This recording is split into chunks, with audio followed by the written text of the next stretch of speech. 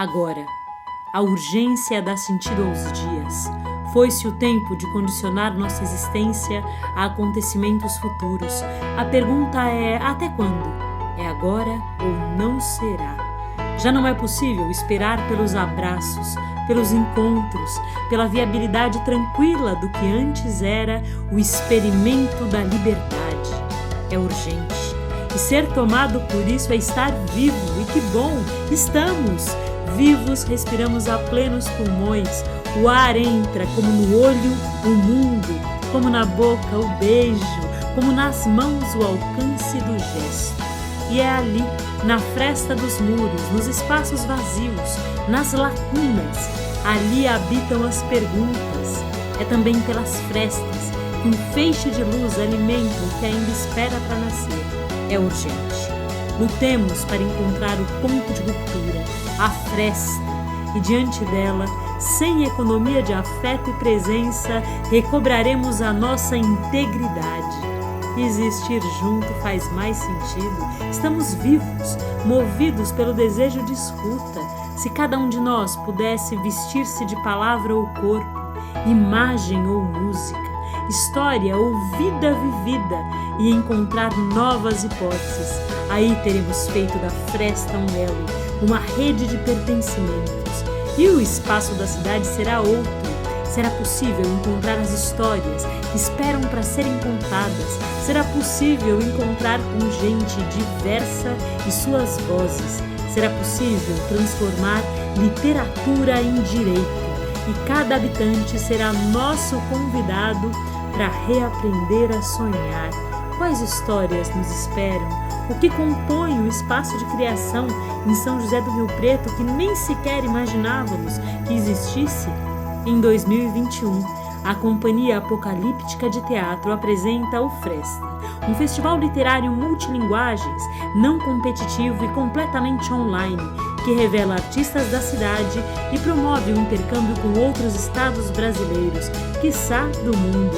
São 65 horas de programação, 10 vertentes artísticas, 90 artistas selecionados e 80% mulheres.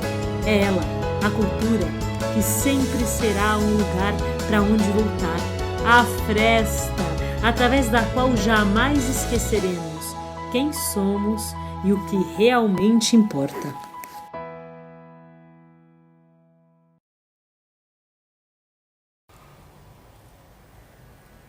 Tudo se mistura. Tudo se equipara nas cinzas. Não há iluminação sem cinzas. Não há iluminação enquanto todos não tenham surgido como outros tantos animais. Os animais se comunicam nas cinzas. Só as cinzas tornam fragrante o que é propício. Sati, aquela que é filha de Daksha, era obstinada. Era a preferida das 60 filhas do seu pai, Daksha. Sati lembrava a seu pai o segredo dele. Antes de ele ser sacerdote e chefe de família, com mulheres e criadagem, Daksha tinha sido um solitário obstinado que não conhecia a mulher, mas se aferrara a um desejo inconfesso, que lhe fosse revelada a Devi, a deusa, aquela que habita o corpo de Shiva. Um dia, estranhamente, Daksha se abandonou ao cochilo, o que para ele era uma coisa do mal. E nesse cochilo, ele viu a escuridão ficar luminosa e ondulante. Havia no escuro 2 pontos luminosos. Uma flor de lótus azul e o cintilar de uma lâmina. Moviam-se quase que imperceptivelmente no ar. E Daksha viu então 2 mãos que o regiam e outras 2 mãos.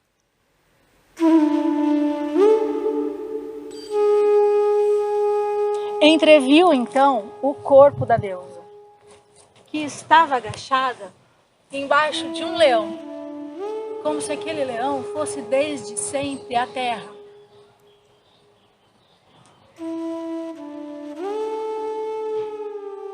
Daksha sentiu-se acordado como nunca tinha estado e sentiu o impulso temerário de guerreiro, que não era dele, e disse à deusa: Devi, nasça um dia como a minha filha. Peço-lhe encontrar através de mim aquele no qual está. Essas últimas palavras foram um tormento para Daksha durante anos.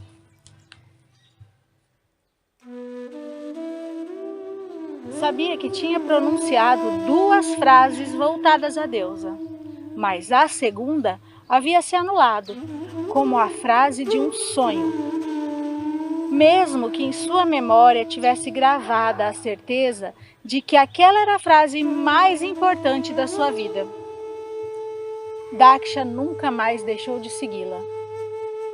Numa tarde qualquer, a criada de Daksha falou para ele, curvando-se em respeito: Senhor, sinto-me no dever de informar que Sati, a minha patroa, é estranha. Todas as irmãs brincam com miniaturas de rishis e reis e se divertem adivinhando quem será a esposa de cada um deles. Inventam comédias em que se disfarçam de rishis e recitam as cenas da sua vida futura. Riem e às vezes choram de angústia. Sati, ao contrário, está sempre só. Não demonstra senão indiferença enquanto as suas irmãs brigam. Não experimenta vestidos novos. Não pediu nenhum estojo para maquiagem. Perambula durante horas pelo jardim. Mas eu sei o que ela faz. Eu a surpreendi muitas vezes. Sati canta, ou melhor, sussurra canções que sempre falam de um homem escuro. E o seu nome é Shiva. Ou então Sati desdenha, sempre o mesmo rosto que dá medo. Ou murmura, como se estivesse vendo um fantasma. Ai, Senhor, era o meu dever te falar tudo isso. E a criada foi embora. Daksha e Virini, com expressões nobres e marcadas pelo tempo, mas com alguma coisa de opaco no olhar, algo quase assustador, sentaram-se diante do fogo.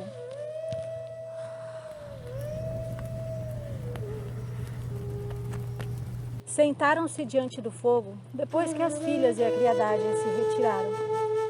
E Daksha disse: Esse homem que chegou, esse estrangeiro, esse ladrão de mulheres, esse inimigo dos ritos e das regras, esse errante que ama a cinza dos mortos, que fala coisas divinas a homens desqualificados, esse homem que às vezes parece um demente, que tem qualquer coisa de obsceno, que deixa crescer os cabelos, que se enfeita com ossos, que ri e chora sem razão, por que eu deverei dar a minha Sati? Porque eu deverei dar aquela que é a esse homem, no qual eu reconheço que cada vez que ele me aparece, o oposto de tudo aquilo que eu quis ser, de tudo aquilo que eu quero que o ser seja. Por que eu compus tantos ritos, tantos gestos, tantas palavras? Por que gerei aquela que é, se um dia tudo isso me for tirado? Se aquele que é a negação viva de tudo isso, é quem vai ficar com ela? Daksha estava realmente desolado.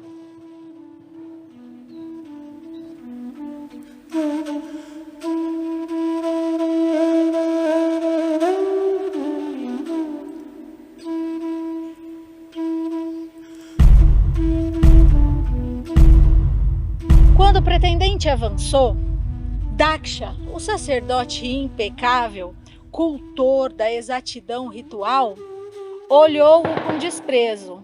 Era um mendigo selvagem, com tranças úmidas, envolto no odor das piras mortuárias. Sua mão longa e forte apertava a mão de Sati, irreconhecível, e com a outra debulhava um colar de ossos. Ao lado dele, Sati estava quase nua, debaixo de trapos desbotados, e a sua pele notou o pai com horror. Parecia ter escurecido. O olhar de Sati vibrava e brilhava de felicidade. Tinha sempre sonhado que seriam assim, aquele que a levaria embora. Acariciou o pescoço azul de Shiva, misturou seus olhos com a cinza que lhe cobria o tórax como uma mórbida couraça e partiram logo para as montanhas, lá nas montanhas mais altas. Não tinham morada nem abrigo. As feras os acolheram e os escoltaram. Depois, os deixaram a sós.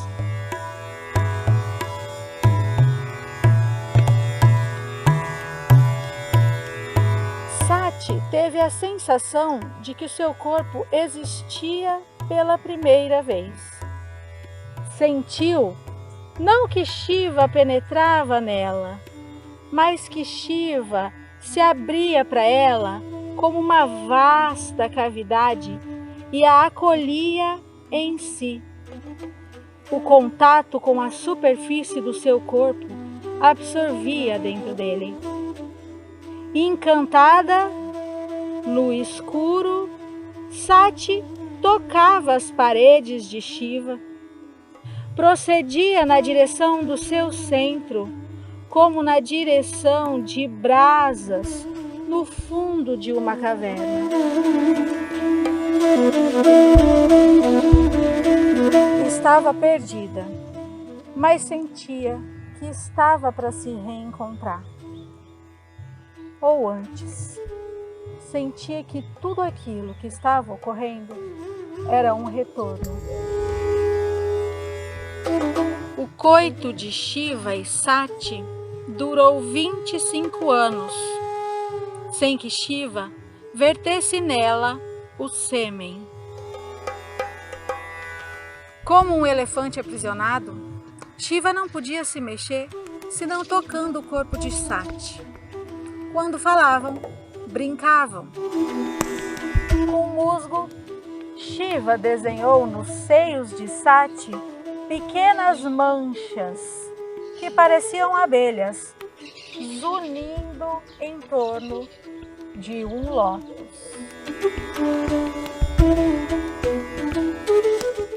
Se Sati mirava-se no espelho, Shiva escondia-se atrás dela até que Sati pensasse estar sozinha. Depois, um olho de Shiva aflorava-se no espelho. Um dia, Sati quis se desprender daquele coito sem fim e disse para Shiva: agora eu quero que você me explique o que é o si mesmo. E continuou: desde criança eu pratico tapas. E o tapas era o esforço sobre si mesmo, era uma disciplina para o caminho do conhecimento próprio. É um grande costume lá do pessoal que pratica yoga.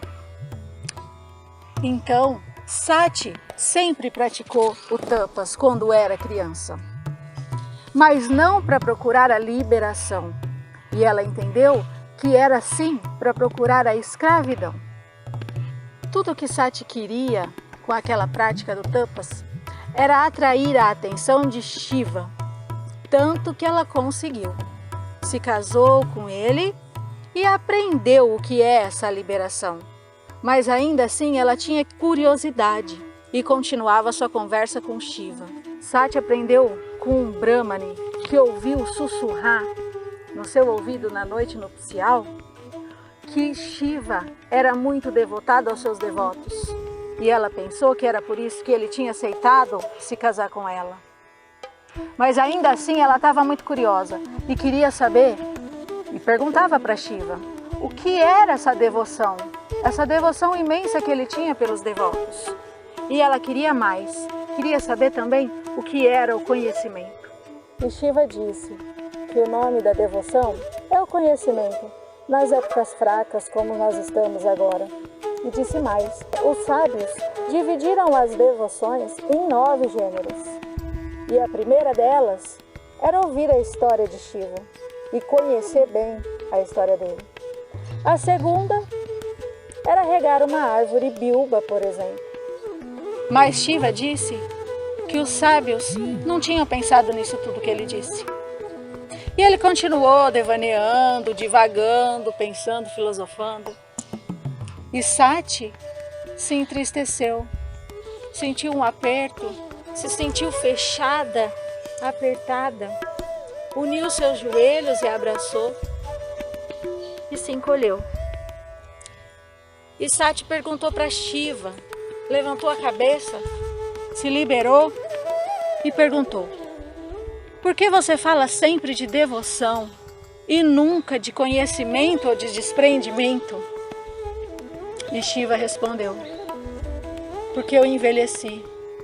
E Sati disse: eu sei que os antigos falavam de conhecimento. E Shiva: ah, sim, os antigos. Mas a devoção libera? Perguntou Sati, insistindo. A devoção ajuda, disse Shiva, cada vez mais distraído com aquela conversa toda. A devoção não me basta, Shiva. Sati estava muito interessada sobre esse assunto. Você não precisa dela, Sati, disse Shiva. Você é eu. Esse é o conhecimento. Nada mais que 3 palavras. Você é eu. E você o que é? Perguntou Sati. Eu sou isto. E o que é isto? Quis saber mais ainda Sati. Isso que faz saber que estamos falando. Mas não devemos falar mais. E recomeçou a desfiar lentamente, como centenas de outras vezes, o bracelete dos pulsos de Sati.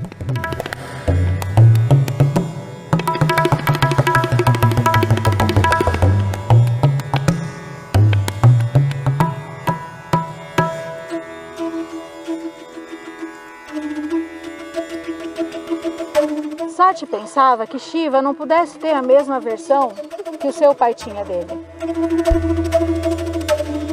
E ela tinha razão, mas ignorava um episódio dessa história toda. Tanto Shiva quanto Brahma queriam construir o mundo e todos os seres.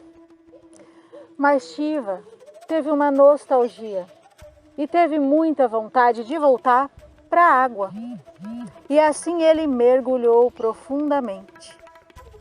E ficou lá, imerso, submerso na água, como um pau. E dessa forma, Daksha resolveu que ia criar todo o universo e todos os seres. E assim ele fez.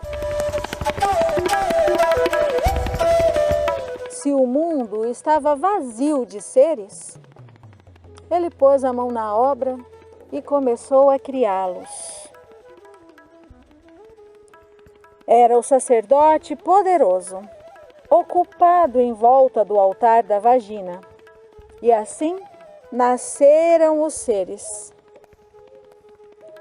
Quando Shiva reemergiu do lago, ainda distraído e muito ausente, ele ouviu um farfalhar na floresta. Os seres já existiam e Daksha, que havia criado o mundo, o tinha enganado.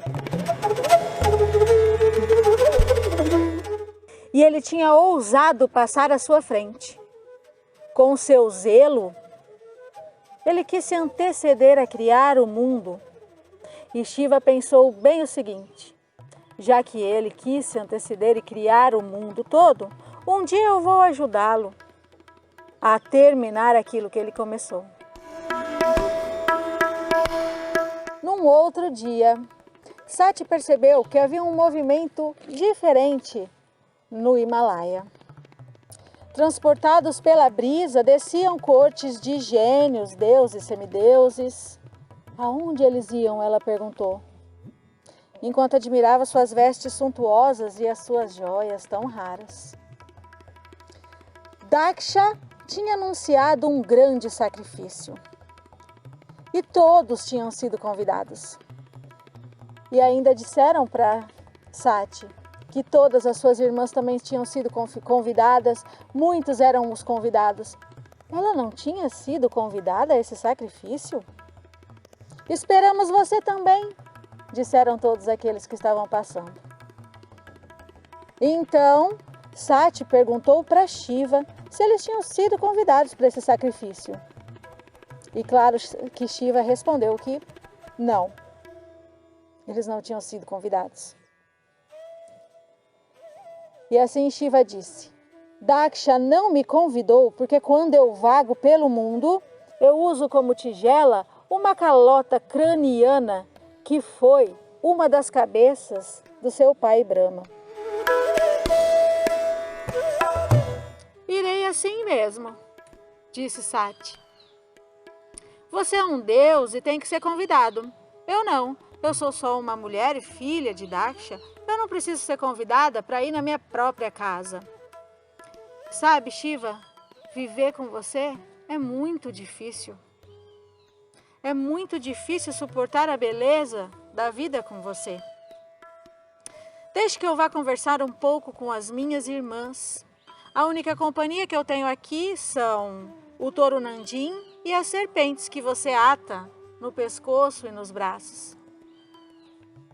Isso Sati disse para Shiva.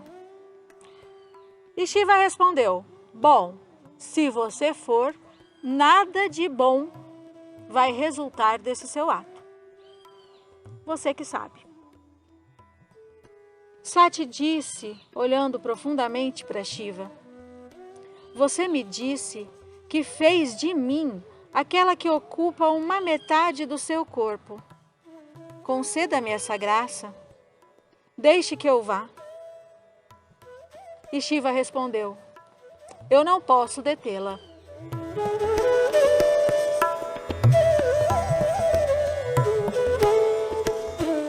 Sati experimenta um ressentimento surdo contra Shiva, que a fazia chorar de raiva. Nunca tinha lhe falado daquele modo avaro, sem ressonância.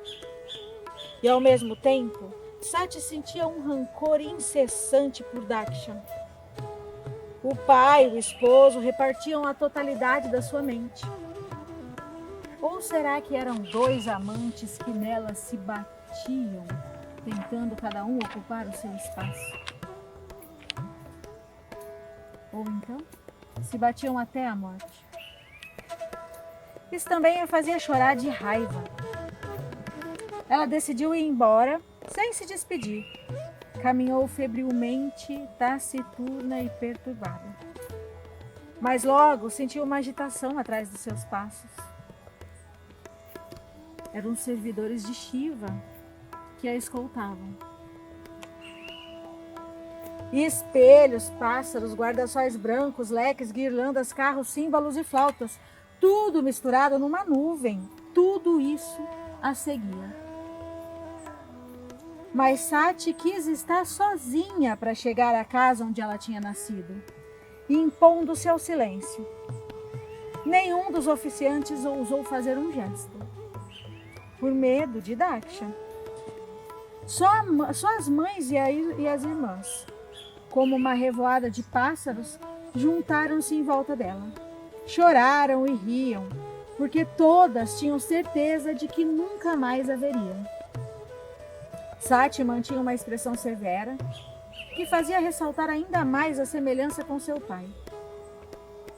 O rosto estava branquíssimo. Recusou o lugar de honra que Virini lhe ofereceu. Sati olhou em volta, com o olhar de quem está acostumada a reconhecer cada detalhe cerimonial. Uma ao lado da outra, alinhavam-se as oferendas aos deuses. Para todos os deuses, menos para Shiva, O olhar de Sati se deteve sobre aquele lugar vazio. Depois, todos viram com um calafrio que Sati avançava na direção de Daksha, seu pai, que estava concentrado na obra cerimonial, sem nem ter percebido a presença da filha. Mas Daksha, pela primeira vez na vida, interrompeu o sacrifício. Viram-no virar-se lentamente para a filha. Parecia que ele já esperava.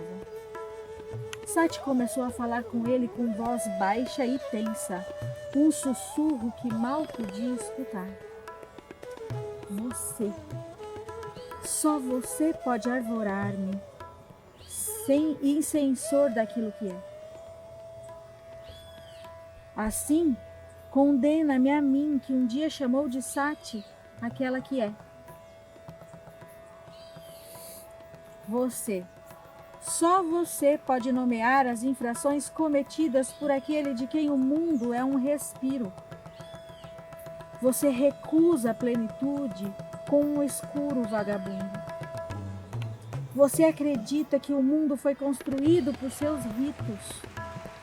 Você acredita que tudo reside nesses gestos. Você excluiu tudo da lista dos seus convidados. Você excluiu o todo.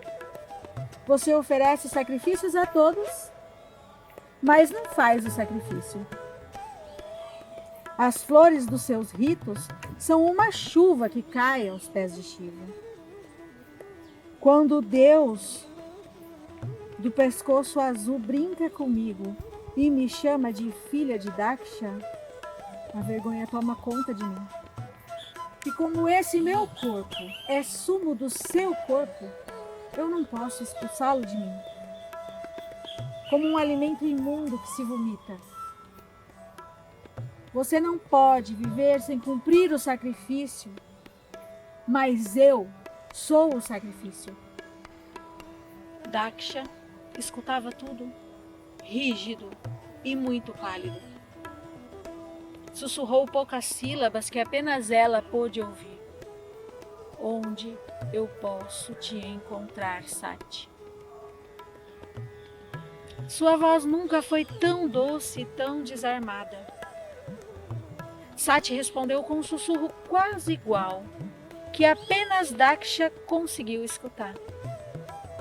Você me encontrará por toda parte, em todo lugar, em todo ser.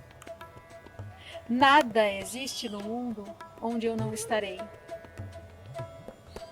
Depois, ela se agachou na terra ao lado do altar.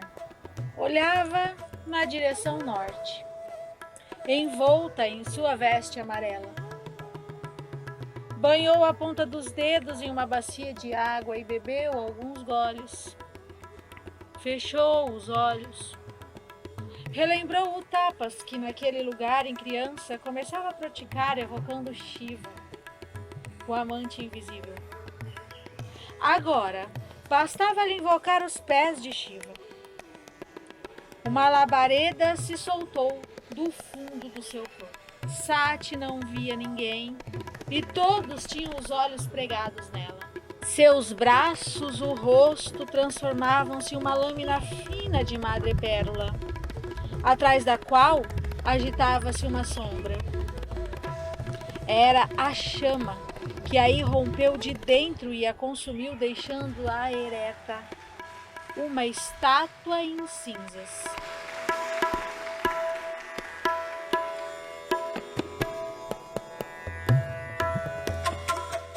Os oficiantes, as irmãs, as mães, os criados, os deuses, os gênios, as crianças, Daksha, todos tinham os olhos fixos naquilo que restava de Sati. O silêncio pesava, calando até o leve crepitar da chama escondida. Nenhuma aragem. Na distância da planície, na direção norte, desenhou-se um grumo negro no ar, como um arranhão minúsculo no esmalte do céu. Aos poucos, foi se expandindo em espiral. De onde vem essa poeira? Sussurravam as mulheres. É o céu que despedaça as constelações, disse a mulher de Daksha, quando um sopro maligno desmanchou-lhes os vestidos. O pátio de sacrifícios, que antes rebrilhava, foi invadido por uma poeira fosca. Tudo se transformava numa pasta de sombra. Ao longo de todo o perímetro do recinto, recortaram-se de repente como fantoches figuras vermelhas e negras, sentinelas ameaçadoras, voltadas para dentro e não para fora. Cada uma tinha uma lâmina desembainhada. Eram os Ganas, a tropa de Shiva. Atrás deles rosnavam matilhas de cães. No turbilhão da poeira, no centro do espaço, entreviu-se uma sombra sem fim, rodeada de múltiplas franjas. Quem é? Perguntaram todos. Não o conheciam, porque aquele monstro tinha acabado de nascer. Enquanto Sati queimava, Shiva, postado no cimo do Himalaia, havia desatado uma das suas tranças enroladas. Daqueles cabelos, assim que tocaram a rocha, ouviu-se um estrondo e formou-se Virabhadra. Dócil e devoto da mente, seu aspecto despertava o terror. Ele se deslocou para o sacrifício de Daksha. Alto como uma montanha, sacudia uma multidão de cabeças, braços, pés, espadas. Coberto de joias, respingado de sangue, adornado de serpentes, peles de tigre e guirlandas de flores, dedicou-se a matar todos os seres que encontrava, com equânime ferocidade. Mas buscava alguém. Buscava Sarasvati, a consorte de Brahma, e arrancou-lhe o nariz, para que parecesse uma escrava. Buscava Pulsan e arrancou-lhe os dentes, que tinham rido quando Daksha injuriou Shiva. Buscava Agni e quis decepar-lhe as mãos. Deixou Bhaga para o touro Nandin, para que lhe arrancasse as órbitas dos olhos que tinham concordado com as palavras de Daksha. Os deuses rolaram na terra como sacos e os Ganas chutaram seus corpos. Os Brahmanes foram nem tocados. Rajadas de pedras afundaram nos seus peitos. Não restou um único objeto cerimonial que os Ganas não despedaçassem. Urinaram na cavidade que deveria acolher o fogo. Esmagaram os alimentos coloridos e empastaram de barro as feridas cobertas dos agonizantes. O sacrifício contemplava o massacre. Depois, ele assumiu a forma de um antílope e fugiu, voando para o céu.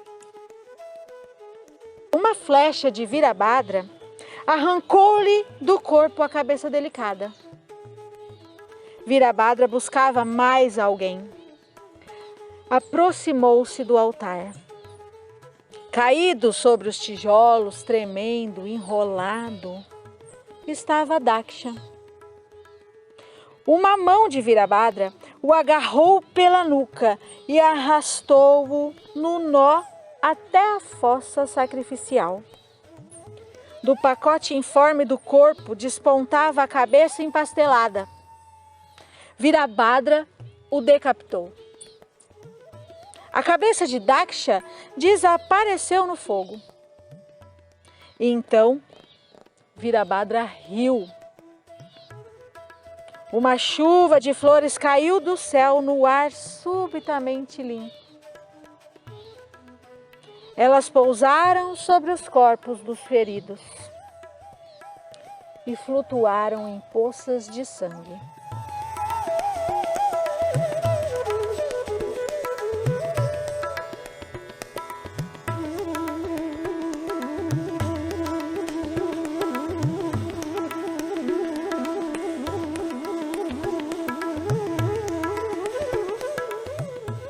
isso foi uma simples lição de etiqueta tremendamente eloquente. A partir de então, o sacrifício não abrangia mais a totalidade do real, a menos que Shiva fosse convidado. Assim, vingou-se o excluído, e a forma escolhida para sempre aquele de um sacrifício. Mas dessa vez um sacrifício fúnebre. O morto homenageado naquele dia era o próprio sacrifício, a cerimônia.